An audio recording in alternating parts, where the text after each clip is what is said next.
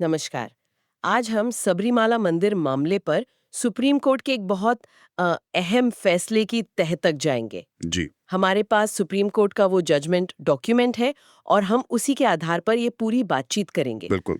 देखते हैं कि कोर्ट ने क्या-क्या पॉइंट्स उठाए हैं। हाँ, हमारा मकसद है कि जो पिटिशनर्स थे और जो दूसरी तरफ थे, उनके मेन तर्क क्या थे। और फिर कोर्ट ने क्या निष्कर्ष निकाला संविधान को ध्यान में रखते हुए। सही, मतलब क्यों ये मुद्दा उठा कि महिलाओं के एक खास ग्रुप को एंट्री क्यों नहीं है, हाँ, और इसके बचाव में क्या कहा गया। और फाइनली कोर्ट किस नतीजे पर पहुंचा।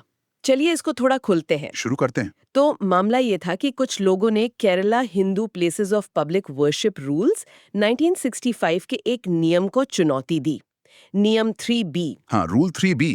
उनका कहना था कि ये जो 10 से 50 साल की उम्र की महिलाओं को मंदिर में जाने से रोका जा रहा है, ये गलत है, ये संविधान के खिलाफ है। किन आर्टिकल्स के खिलाफ। उन्होंने कहा ये आर्टिकल 14 यानी बराबरी का हक, समानता का अधिकार। हाँ। आर्टिकल 15 यानी लिंग के आधार पर भेदभाव नहीं कर सकते, जी। और आर्टिकल 25 जो हमें अपने धर्म को मानने की आजादी देता है, इन सब का उल्लंघन है। और डिग्निटी का भी सवाल उठाया था, शायद महिलाओं की गरिमा का। हाँ बिल्कुल, कहा कि ये महिलाओं की गरिमा के भी खिलाफ है।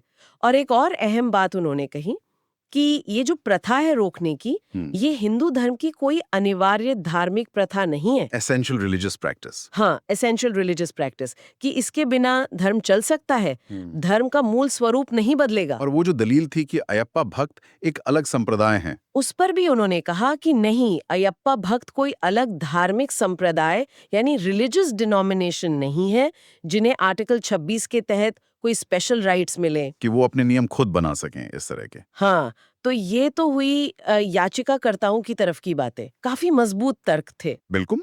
लेकिन जो मंदिर के अधिकारी थे और जो प्रतिवादी थे, उनका भी अपना पक्ष था और वो भी काफी जोरदार था। हाँ, वो क्या था? देखिए, उनका मेन तर्क था कि ये रोक कोई नई बात नहीं है। ये एक बहुत पुरानी, सदियों पुरानी परंपरा है। अच्छा। और इसके खास वजह है, सबरीमाला में जो भगवान अयप्पा हैं, वो नैष्ठिक ब्रह्मचारी के रूप में हैं।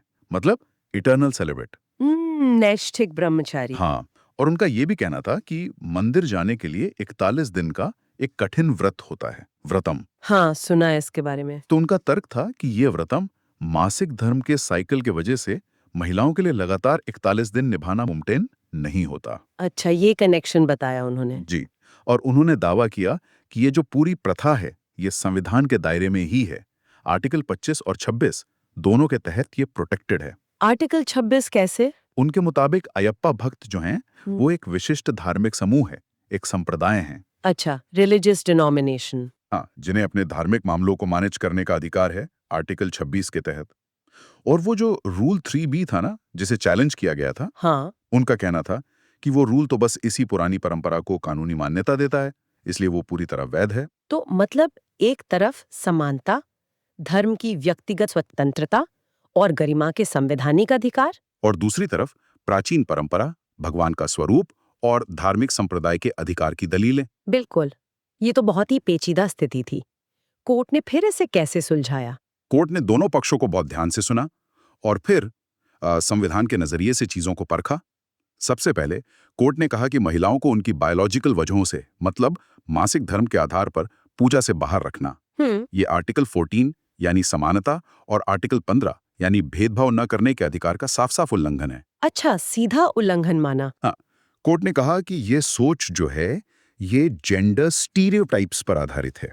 मतलब महिलाओं को लेकर बनी बनाई धारणाओं पर, और ये महिलाओं की गरिमा, उनकी डिग्निटी को ठेस पहुंचाती है। और आर्टिकल 25 धर्म की स्वतंत्रता वाले अधिकार पर क्या कहा? उस पर कोर्ट ने बहुत जोर दिया। कहा कि धर्म को मानने और पालन करने का अधिकार सभी व्यक्तियों को है और बराबर है, इक्वली एंटाइटल्ड। इसमें महिलाएं भी शामिल हैं। बराबर।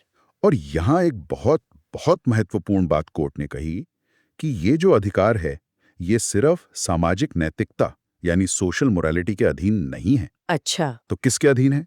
ये संवैधानिक नैतिकता यानी कॉन्स्टिट्यूशनल मोरालिटी के अधीन है। कॉन्स्टिट्यूशनल मोरालिटी, ये क्या है?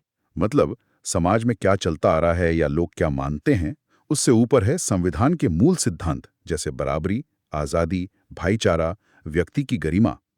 कोई भी धार्मिक प्रथा अगर इन संवैधानिक मूल्यों के खिलाफ जाती है तो उसे सही नहीं ठहराया जा सकता। ये तो बहुत बड़ी बात है। बिल्कुल। और फिर कोर्ट ने उस अनिवार्य धार्मिक प्रथा वाली दलील को देखा। हाँ, एसेंशियल रिलीजियस प्रैक्टिस। कोर्ट ने पाया कि महिलाओं के प्रवेश पर रोक लगाना हिंदू धर्म की कोई अनिवार्य प्रथा नहीं है। इसके बिना धर्म का मूल स्वरूप खत्म नहीं हो जाएगा। मतलब ये धर्म का अभिन्न अंग नहीं है। नहीं माना कोर्ट ने। और साथ ही अयप्पा भक्तों को आर्टिकल 26 के तहत एक अलग धार्मिक संप्रदाय भी नहीं माना। अच्छा, तो वो दलील भी खारिज हो गई। हाँ, कोर्ट ने कहा कि सबरीमाला मंदिर एक पब्लिक पूजा स्थल है, किसी खास संप्रदाय की निजी संपत्ति नहीं। तो फिर उस नियम 3B का क्या हुआ, जिस पर ये सारा केस टिका था? कोर्ट ने उस नियम को ही रद्द कर दिया। कहा कि ये नियम 3B जो है, ये अपने पेरेंट एक्ट यानी जिस केरला एक्ट 1965 के तहत ये बनाया गया था, उसी के खिलाफ है। एक्ट के ही खिलाफ? कैसे? एक्ट का सेक्शन 3 साफ कहता है कि सभी हिंदुओं को बिना किसी भेदभाव के पब्लिक मंदिरों में जाने का अधिकार है और कोई भी रिवाज या परंपरा जो इसके उलट हो वो मान्य नहीं होगी। अच्छा। तो ये नियम 3B जो महिलाओं के एक वर्ग को रोक रहा था, वो सीधी सीधी सेक्शन 3 का उल्लंघन कर रहा था। इसीलिए कोर्ट ने इसे अल्ट्रा वायर्स कहा, मतलब कानून के अधिकार क्षेत्र से बाहर। अल्ट्रा वायर्स, समझ गए। हाँ, तो निचोड़ क्या निकला फिर इस पूरे मामले का, कोर्ट का फाइनल वर्डिक्ट? सुप्रीम कोर्ट ने याचिकाकर्ताओं की मांग स्वीकार कर ली और सबरीमाला मंदिर में 10 से 50 साल की आयु की महिलाओं के प्रवेश पर जो रोक लगी थी उसे असंवैधानिक घोषित कर दिया। रोक हटा दी गई। हाँ, साफ तौर पर कहा कि ये रोक संविधान द्वारा दिए गए समानता, भेदभाव के निषेध और धर्म की स्वतंत्रता जैसे मौलिक अधिकारों का हनन करती है। ये फैसला वाकई सोचने पे मजबूर करता है। मतलब धर्म की आजादी अपनी जगह है, लेकिन समानता का अधिकार, व्यक्तिगत गरिमा। और संवैधानिक नैतिकता, इनके बीच एक बहुत नाजुक संतुलन है। बिल्कुल। और ये सवाल उठता है कि क्या कोई भी सामाजिक या धार्मिक प्रथा सिर्फ इसलिए संवैधानिक मान ली जानी चाहिए क्योंकि वो सदियों से चली आ रही है, चाहे वो बराबरी और गरिमा जैसे हमारे संविधान के बुनियादी मूल्यों के ही खिलाफ क्यों ना हो। हाँ, ये एक ऐसा सवाल है जिस पर शायद हमें लगातार सोचते रहना होगा। बिल्कुल, ये बहस जारी रहेगी।